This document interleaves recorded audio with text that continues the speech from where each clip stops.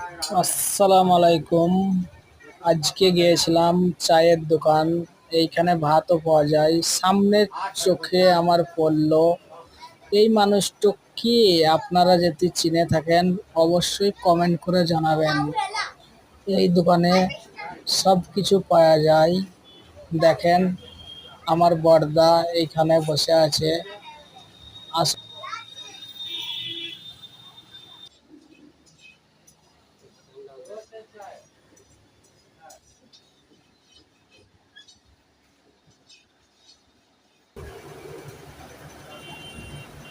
আজকে চাটা দারুণ হয়েছে, কি বলবো, অসাধারণ।